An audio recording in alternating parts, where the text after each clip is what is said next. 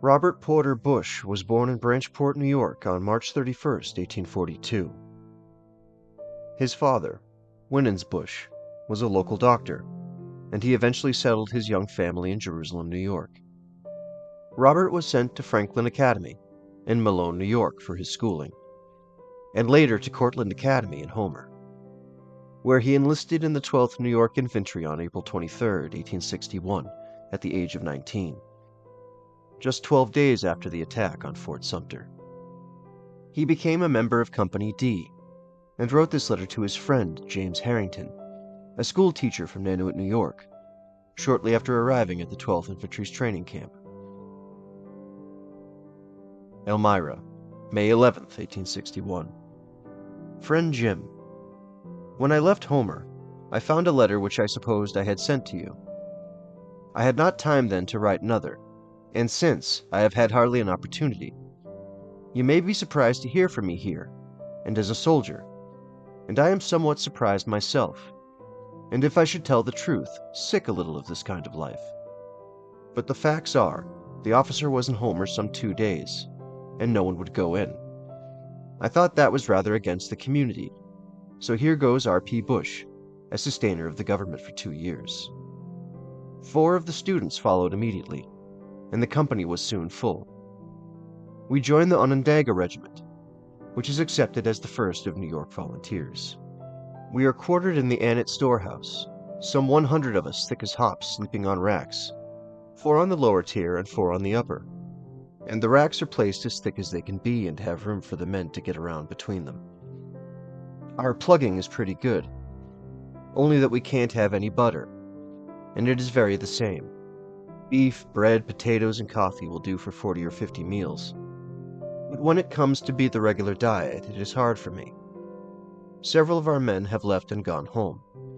One has been retaken, and is now in the guard room. I have been on guard now for 24 hours, stationed on the road running into town. I came near having a fight several times, but nothing serious occurred. When the regiment left Syracuse, they went to Canandaigua, so here I went on ahead and stayed home a day, and a fine visit. Harlan wanted to take my place, but as I had left school and been out for a week, I thought I would be rather out of business, so I preferred to come on. Professor Clark gave me a fine revolver, and Pa gave me his dirk, so I am armed in a measure. We have been expecting our arms and uniforms now for some time, but have not got them yet. When I get my jacket, I am going to get some pictures taken for distribution among my friends. That is, if I can find an artist that dare venture. Won't I look savage then? I am better off than most of the boys, as I have friends here. Last Sabbath I spent at Judge Gregg's, and had a fine time. I tell you it was hard to come back to the barracks from that well-regulated and well-provided-for home. I wish I could see your familiar face coming in the door here. Wouldn't we have a laugh?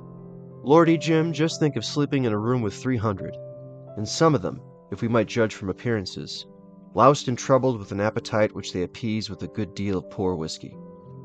And then the tobacco that is consumed here is beyond calculation. Pipes, cigars, tobacco is snatched at eagerly. Pies stand a poor chance, and the boys get rich selling peanuts.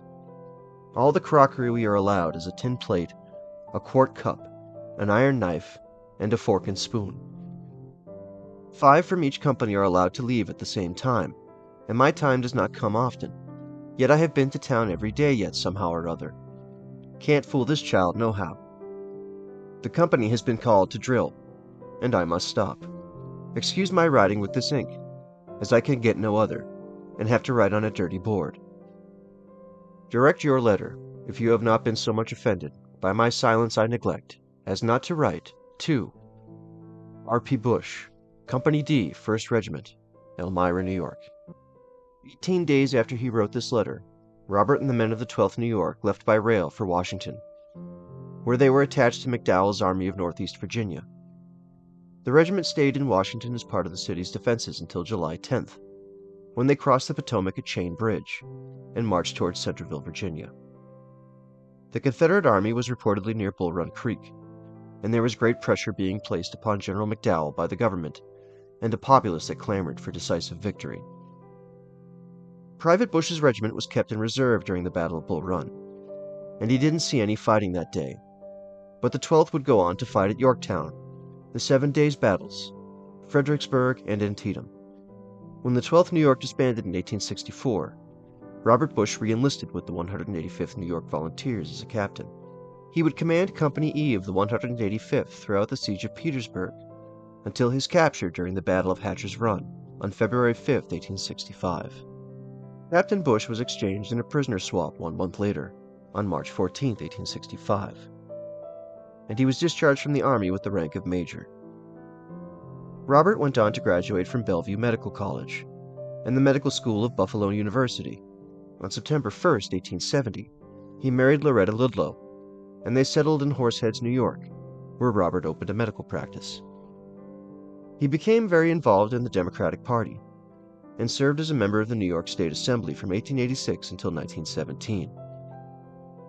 Robert was also chairman of the Committee on Ways and Means in 1913 and president of the Board of Trustees for the Soldiers and Sailors Home in Bath, New York. Robert Bush died of pneumonia at the Emmett Ogden Hospital in Elmira, New York, on January 8, 1923. He was laid to rest in Maple Grove Cemetery in Horseheads, New York.